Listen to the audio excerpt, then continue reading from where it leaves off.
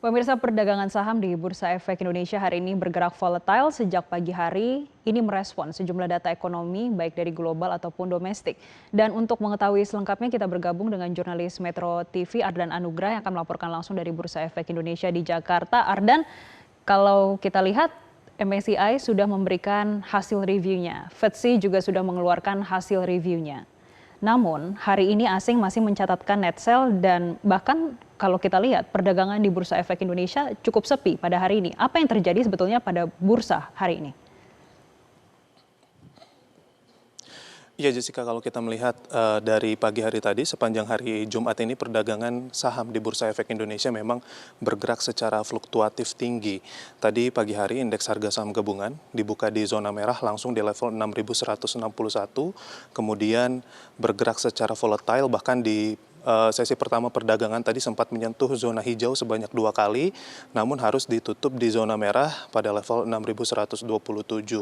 Dan saat ini memang pergerakannya masih konsisten bergerak di zona merah. Jessica, kalau kita bisa lihat saat ini melalui papan Bursa Efek Indonesia, indeks harga saham gabungan bergerak di zona merah namun masih berada di atas level psikologis 6.100. Dan saat ini pelemahannya sebenarnya tipis 0,07% atau setara dengan 3 basis poin, dan nilai transaksi yang tercapai hingga saat ini setidaknya baru 12 triliun. Angka ini kalau kita bandingkan dengan nilai transaksi secara rata-rata harian ini cukup rendah, karena di pekan lalu ini nilai transaksi secara rata-rata sudah menyentuh ke 25 triliun.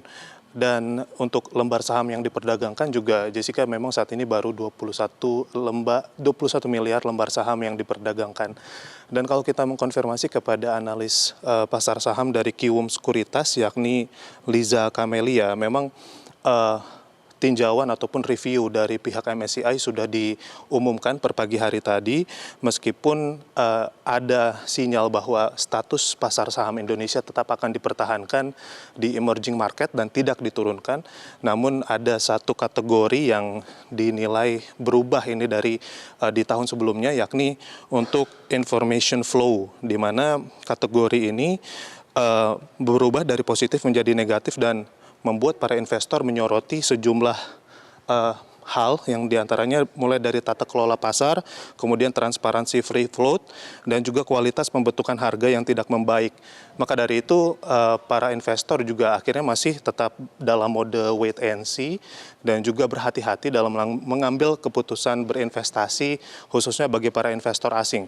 Karena meskipun tidak diturunkan, ada isu tidak diturunkan di mana nanti pengumumannya akan diumumkan di tanggal 24 Juni. Namun untuk kategori penilaian yang akhirnya berubah di tahun lalu sempat positif, namun di tahun ini negatif, ini yang masih menjadi sorotan daripada investor asing untuk bisa masuk kembali kepada pasar saham Indonesia. Dan juga selain daripada itu, aksi foreign sell yang tercatat tadi di sesi pertama perdagangan tercatat ada 1,4 net foreign sell.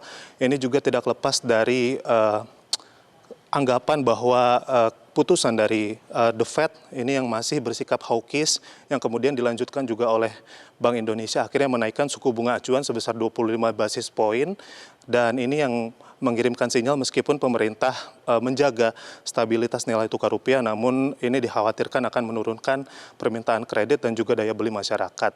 Selain daripada itu, juga sentimen lainnya sebenarnya yang cukup positif datang dari sentimen global, yakni meredanya ketegangan geopolitik di Timur Tengah, Jessica, ataupun Gema. Ini mengirimkan sinyal bahwa indeks harga saham gabungan bergerak melemah namun tidak sedalam beberapa waktu sebelumnya.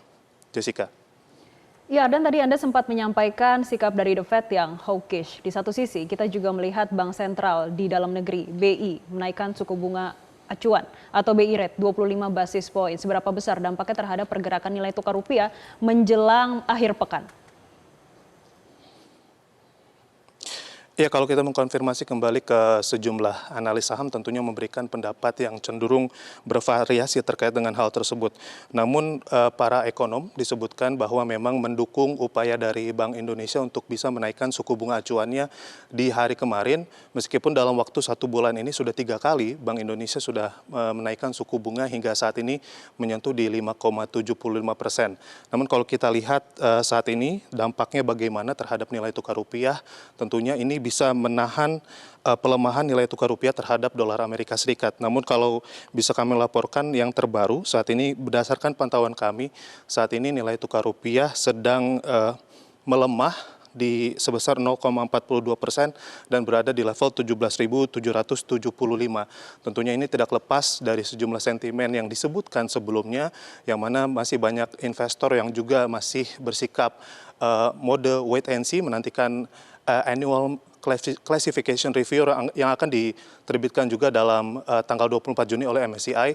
Selain daripada itu juga masih dinantikan bagaimana upaya dari pemerintah untuk tetap menstabilkan kondisi nilai tukar rupiah terhadap dolar Amerika. Jessica. Baik, terima kasih atas informasi Anda. Ardan Anugrah langsung dari Gedung BI Jakarta. Selamat kembali bertugas. Jelajahi cara baru mendapatkan informasi. Download Metro TV Extend sekarang.